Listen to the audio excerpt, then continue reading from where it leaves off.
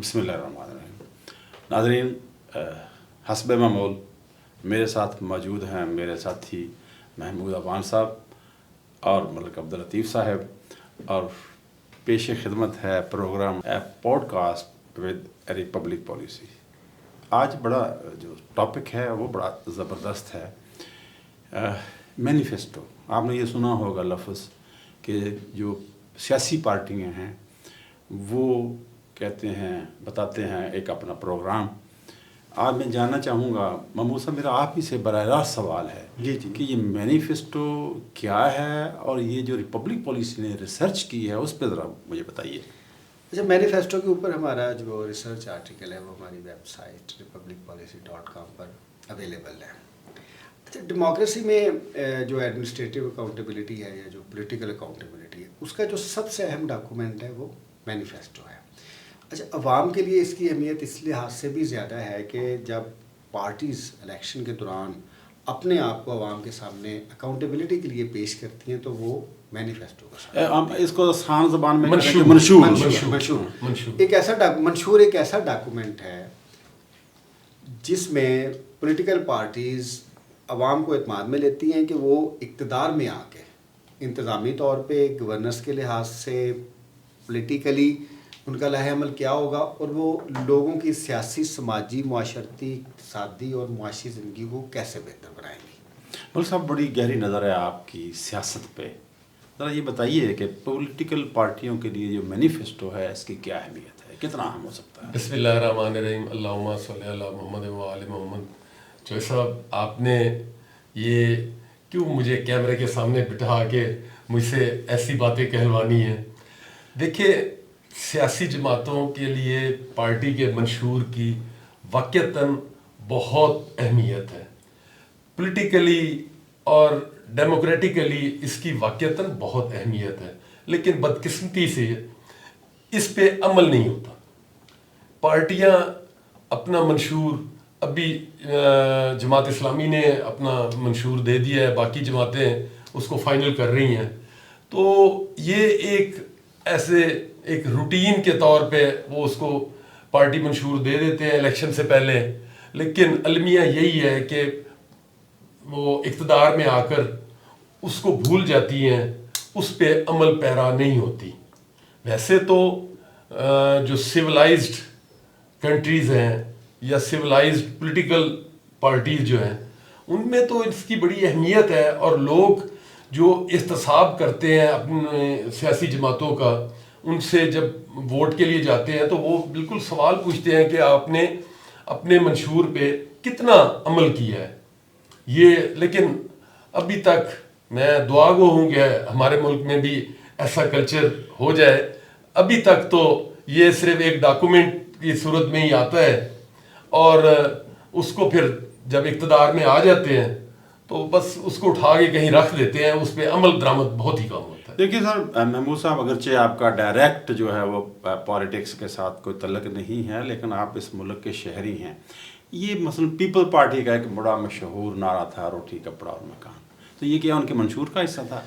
अच्छा, ये तो एक जनरल मैं ऐसे स्लोगन कहता हूँ, मंशूर ऐसे तो नहीं। मंशूर तो एक बड़ा एक कंप्रीहेंसिव जामिया डॉक्यूमेंट है।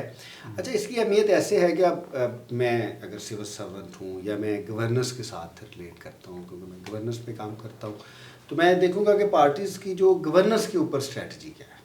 अब मज़दूर है वो भी देखेगा कि इक़्तिसादी तौर पे कैसे बेहतर हो सकता है, सरकारी मुलाजमीन देखेंगे, फार्मर्स देखेंगे, तो पॉलिटिकली और इकनॉमिकली जो तबकात है वो देखेंगे कि सियासी जमातें उनके मसाइल को कैसे एड्रेस करेंगी।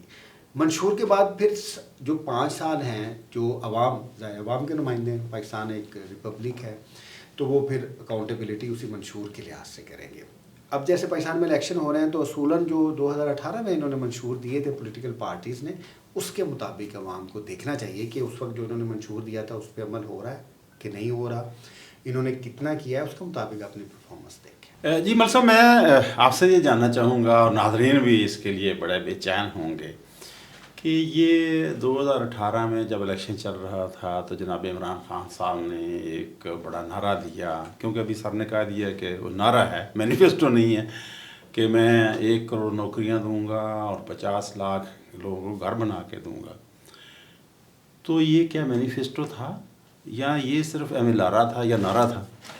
دیکھیں چوہے صاحب، آپ یہاں مجھ سے کیا سننا چاہتے ہیں؟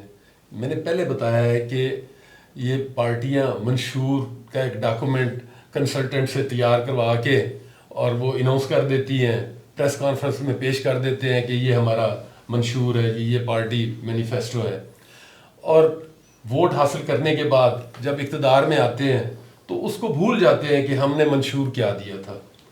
اور پھر ایک جو میں کسی بھی پارٹی کو، کسی سیاسی جماعت کو یا کسی لیڈر کو مورد الزام نہیں ٹھہراتا کہ جس وقت تک تو وہ الیکشن کمپین میں ہوتے ہیں تو حالات کچھ اور ہوتے ہیں. جب اقتدار کے ایوانوں میں جا کے بیٹھتے ہیں تو جب وہاں پہ پریزنٹیشنیں ہوتی ہیں جہاں پہ فائنانس والے اپنا سارا بتاتے ہیں کہ جی ہمارے پاس ہم کہاں کھڑے ہیں، ہم نے کتنے پیسے لوگوں کو دینے ہیں، کتنے بینکوں کے دینے ہیں، کتنے انٹرنیشنل بارور سے جو لیے ہوئے ہیں ان کو دینے ہیں، تو ہم کیا کر سکتے ہیں کیا نہیں کر سکتے.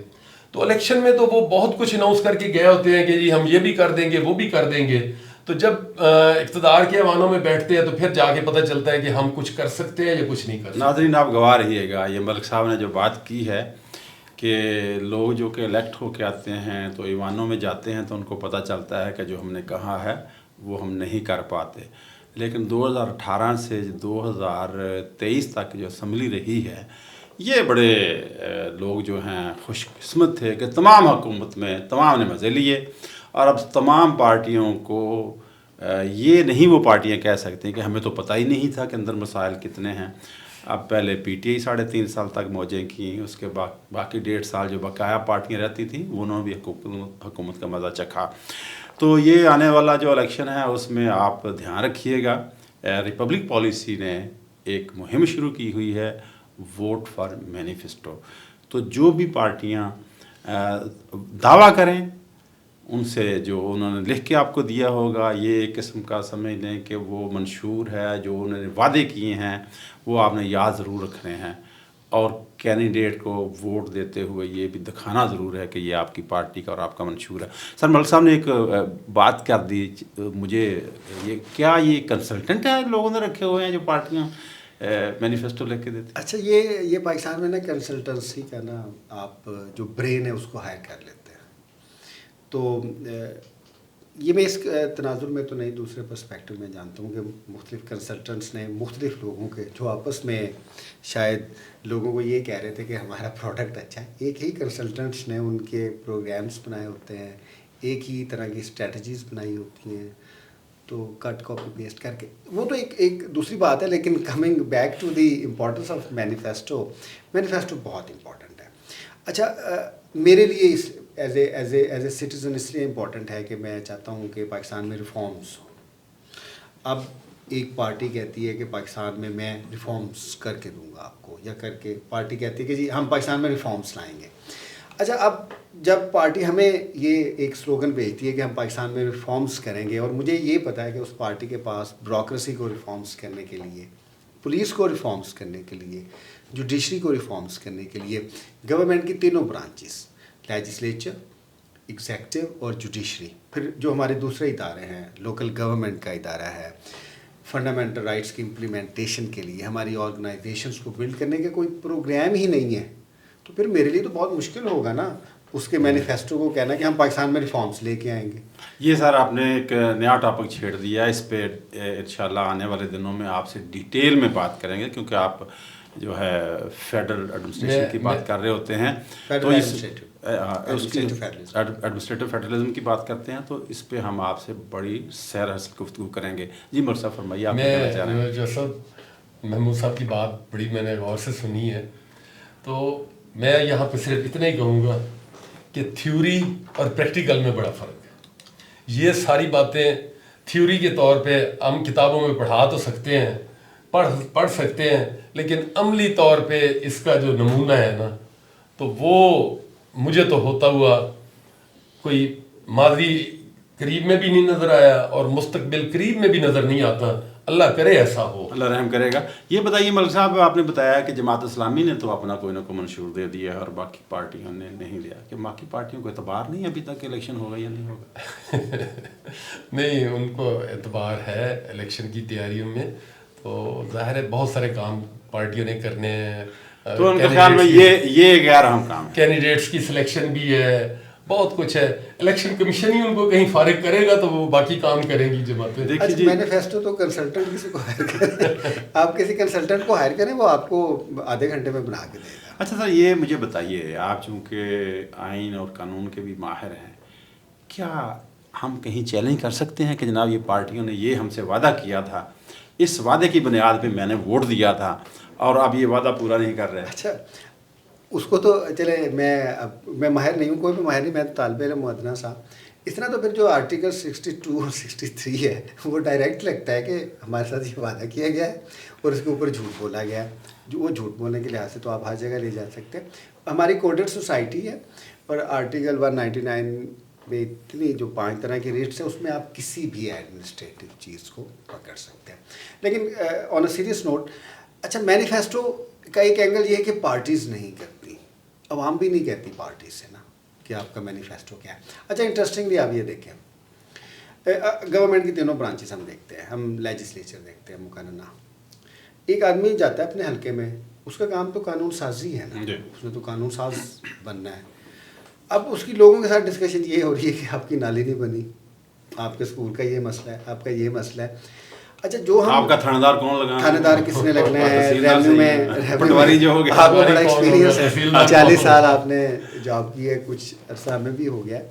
अच्छा, इंटरेस्टिंगली ये देखें, हम लॉ मेकिंग जो है वो इलेक्ट करते हैं, उन लॉ मेकिंग के अलावा सारा काम आता है। देखिए, अब लॉ मेकर जो है पूरी गवर्नेंस में सबसे लाइक होना चाहिए, क्योंकि उसने लॉ बनाना है, ब्यूरोक्रेसी ने तो उसको इम्प्लीमेंट करना है ना, या पॉलिटिकल एग्जेक्टिव ने भी इम्प्लीमेंट करना है, एग्जेक्टिव ने भी उसको इम्प्लीमेंट करना है, और जुडिशरी ने उसको इंटरप्रेट करना है या फंडामेंटल राइट्स इम्प्लीमेंट करवाने।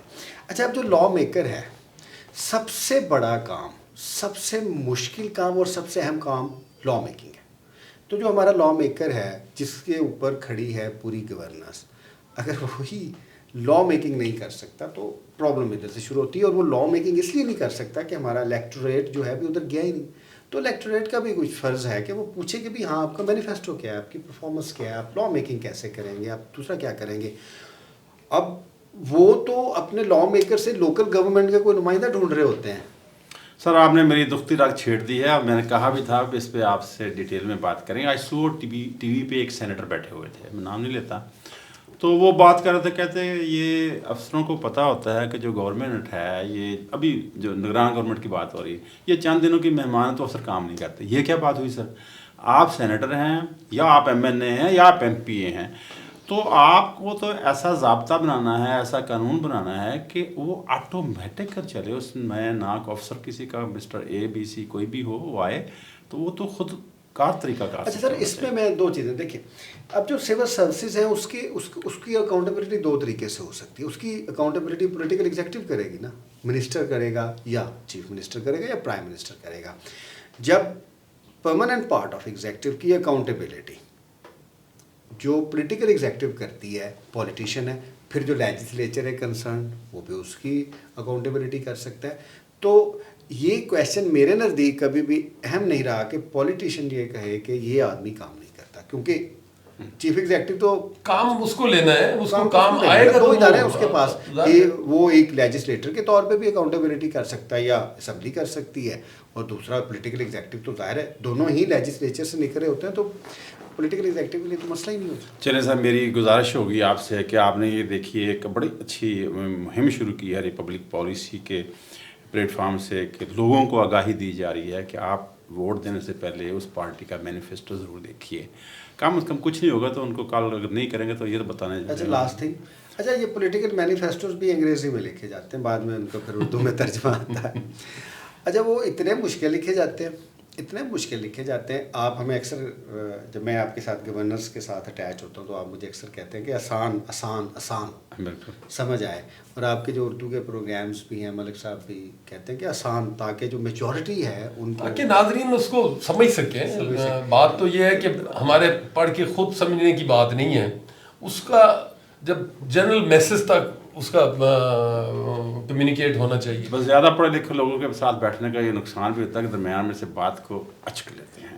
میں پوچھنا یہ چاہ رہا تھا اصل کہ بلکہ میری ریکویسٹ تھی جو میں آپ سے کرنا چاہ رہا تھا کہ اب انشاءاللہ الیکشن ہوگا, نمائندے منتخب ہوں گے, تو کوئی ایسی مہم, ایسا پروگرام ایسا ضرور کیجیے گا کہ یہ جو لوگ منتخب ہو کر آئیں تو حکومت میں جانے سے پہلے, اسمبلی میں جانے سے پہلے ان کی کوئی ٹریننگ ہو جائے. اچھا سر, آپ ایسے کریں نا, پارٹیز کے مینیفیسٹوز نکالیں, بڑے اچھے ڈاکومنٹس ہیں, کوالٹی سب کی اچھی ہے اور ہر چیز ایڈریس بھی, کاغذ بھی اچھا ہوگا, کاغذ اس کو بڑے اچھے طریقے سے اس کی رونمائی ہوتی ہے ایک کتاب کی صورت میں نا, اس کے اوپر ٹرمپ میٹنگ ہوتی ہے بہت زیادہ. اس کو نکالیں, اس کا کمپیریٹیو انالیسس کروائیں ملک صاحب سے سب سے, اور اس کے ایک ایک پوائنٹ سے یہ پوچھیں کہ یہ کیسے ہوگا. اللہ کرے ایسا ہو. بس دیکھیے جی, اب پولیٹیکل پارٹیز کے لیے کہ آپ ہمارا یہ پروگرام دیکھیں تو یہ ضرور کیے گا کہ جیسے ہی آپ کا مینیفیسٹو ہمارے سامنے آئے گا تو ہم اس کا پوسٹ مارٹم ضرور کریں. یہ ذہن میں رکھیے گا کہ یہ چیزیں آپ کے خلاف بھی جا سکتی ہے, تو مینیفیسٹو بناتے ہوئے, کنسلٹنسی لیتے ہوئے یہ باتیں ساری ضرور کنسلٹنٹ کو بتائیے گا. تھینک یو ویری مچ سر, آپ کا بہت شکریہ, آپ نے مجھے موقع دیا. ناظرین, آپ کو پروگرام پسند آئے تو اس کو لائک کیجیے گا اور اپنی رائے کا اظہار ضرور فرمائیے گا. السلام علیکم. اللہ حافظ.